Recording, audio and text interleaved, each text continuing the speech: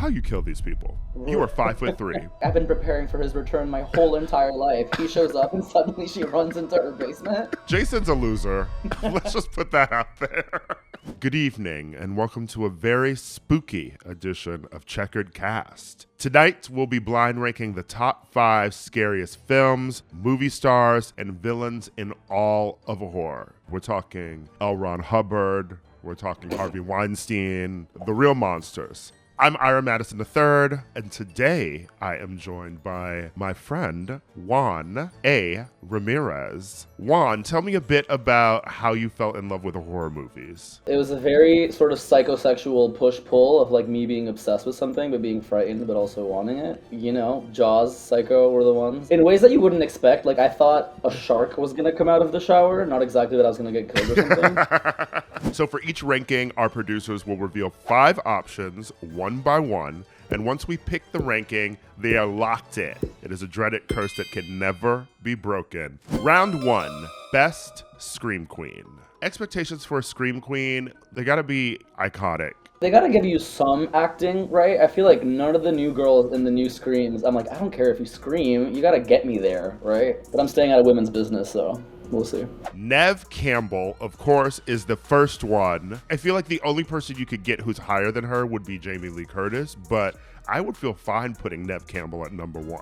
There's Jamie Lee, but there's her mother, too, who's like the original, maybe? But no, Neve is like, you know, she's carried this franchise for, what, 30 years? Alfred Hitchcock has never had a Scream Queen as iconic as Neve Campbell, you know? I'm sorry, Janet. Damn it, Janet. It would not be keep it if we did not make her number 1, I feel. Okay, yeah, let's make her number 1. Linda Blair. Here's my thing. Iconic film, iconic performance. It's not her voice, though, for like the most of The Exorcist. Shove it up your ass. In the name of our Lord. I would honestly maybe put her at 5. If you're possessed in a movie, how much of a Scream Queen are you? The devil's inside you. You're not running from the devil and outsmarting the devil because it's the priest who does all the exercising. Where's a like very cunt priestess, okay? Who is let's get a lady exorcist up in here. What is the second movie though? She looks gorgeous. That is The Exorcist 2. She's giving Vanity Fair lie detector test vibes here. Truly. Did you really want your mother to fuck you? Okay, we can put Linda Blair at 5. Sarah Michelle Gellar. Now, we know this is my girl, but I don't think Buffy counts in the Scream Queen genre. Like, I don't think that should be a qualifier for her because it's the inversion of the Scream Queen. They're afraid of her. You know, I told you I watched I Know What You Did Last Summer in preparation for this. Didn't love it, but she was the best part. Now, why didn't you love it? I think the girls should have just banded up and been like, yeah, and then gotten home, called the cops on their boyfriends. They're very dumb girls. So Sarah Michelle Gellar, this obviously I Know What You Did Last Summer. There is Scream 2. There's those awful Grudge movies. But she's also still Sarah Michelle Gellar. So maybe let's put her at 3. Yeah, wait, which one's The Grudge, which one's The Ring? I always get those mixed up and I was never The Ring is Naomi Watts, and that is the video, and Samara's crawling out of the screen. And The Grudge is the one where you're taking a shower and shampooing your hair, and then there's like an eyeball in your head. Okay, yeah, sure. Number 3. Heather Langenkamp. Now, this is a bitch. She's giving you acting down. Also in Nightmare on Elm Street 3, she's so good. When she comes back, that's the one in the mental hospital. Then there's also Wes Craven's New Nightmare, where she plays herself. I am barely kidding when I say that. Like, her and New Nightmare deserved some sort of nomination somewhere. She was really acting in that one. I'd say number 2. Yeah, she's got to be number 2. Look at Wes Craven just directing these women to the top. Jamie Lee Curtis. We knew she was going to pop up on here, and we now have to put her at number 4. But I will say she's earned that number 4 slot for that Oscar win. She also earned not being number 1 with her involvement with the last 3 Halloween films. Yeah, those are not great. She's tarnished her Scream Queen legacy a bit. She's like, I've been preparing for his return my whole entire life. He shows up and suddenly she runs into her basement. Meanwhile, they already did that movie with Halloween H2O, where she was horrified that he was going to come back, and that is a great horror movie. Well, they did that with Home Alone 2, and Macaulay Culkin got them. Okay, I think we're good with this ranking. Round 2. Most iconic slasher villain. First of all, you need an iconic look. That's another thing with these modern horror movies. I feel like they just throw some weird mangled mask on somebody and it's supposed to be scary. Is it something that you want gays to be able to just sort of point at like their colored shorts on Halloween and say this is that? If I want to be slutty Freddy Krueger, just like a tattered little like one orange stripe. I think it's at least a fun variation on generally lazy Halloween costumes. Sure. Okay. Yeah. Well, let's see what the gays cook up this year. Jason Voorhees. Yeah, I'm gonna be real. I never give a fuck about these movies. The only good thing he's done was be in Freddy vs. Jason, but he didn't even get called a faggot. That was Freddy. Oh, that was Kelly Rowland, yes. What kind of faggot runs around in a Christmas sweater? I still need the tea on that because allegedly that line was improv on set. That's what the writers of the movie claim. Okay, Jason Voorhees is kind of a flop. I feel like his mother is the more iconic Friday the 13th killer. Let's put him at 5. I don't like these Let's put it at 5. Jason's a loser. Let's just put that out there.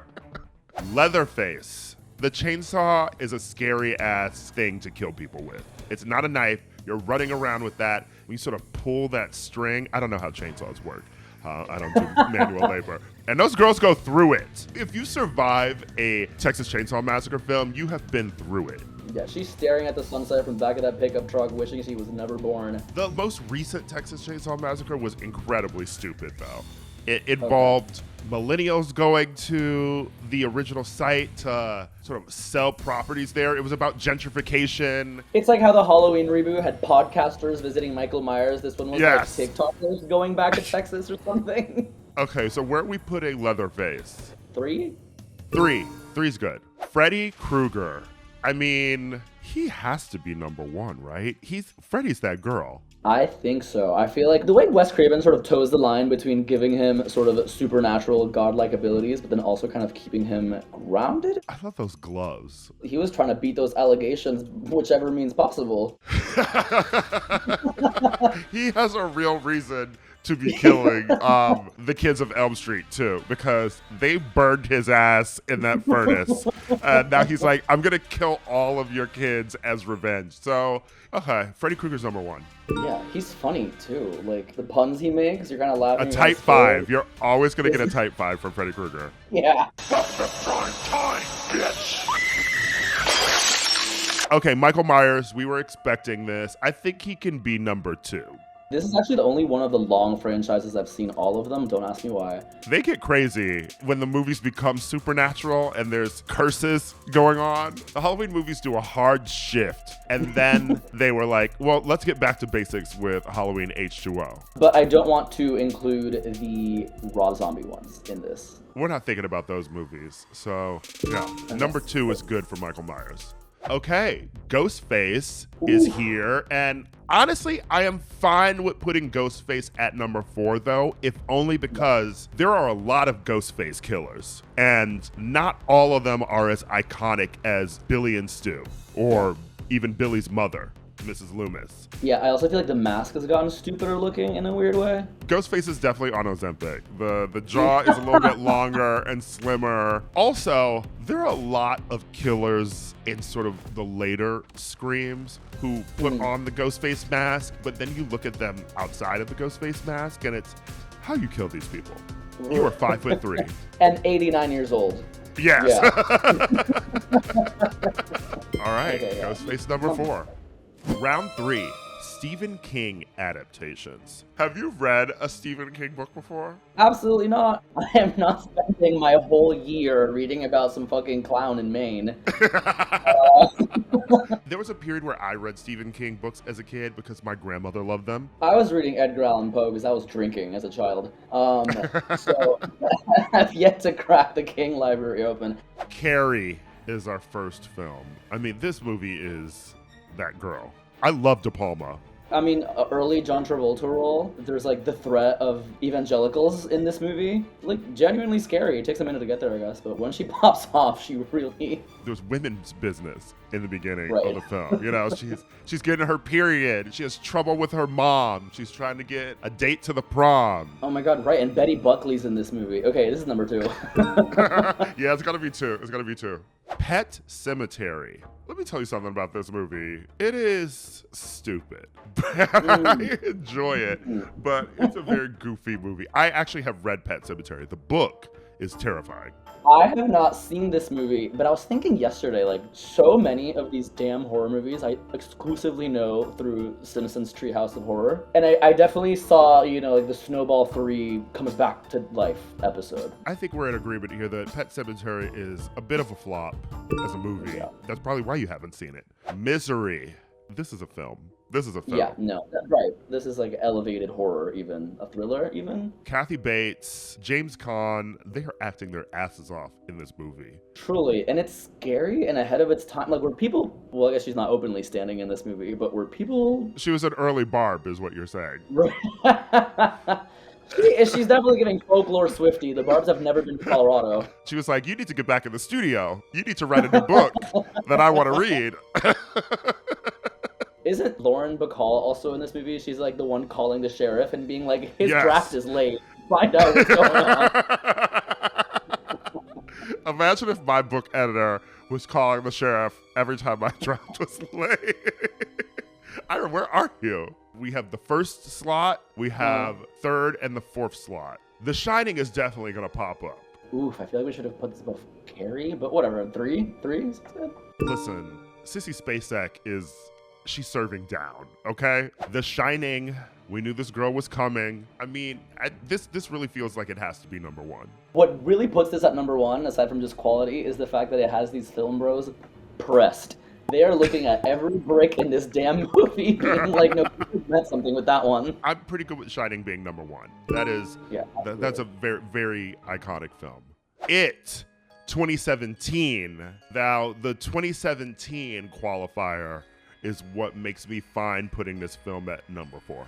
Really, you think the miniseries is better? The miniseries is so much creepier and scared me a bit more. I was pleasantly surprised with this movie, though. I'll give it that. It was very Stranger Things coded, though. Mm-hmm. Wasn't one of them in this? Kids literally all look the same to me, so there's no way of finding out, but... Millie Bobby was actually Pennywise. Oh, my...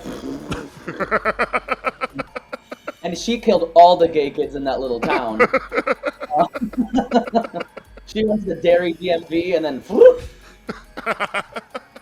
All right, it at number 4 is perfectly fine for me. I feel like that ranking was our best one. And that is another installment of Checkered Cast. Thank you to Juan Ramírez for being here. Honestly, this was fun to do without Lewis, you know?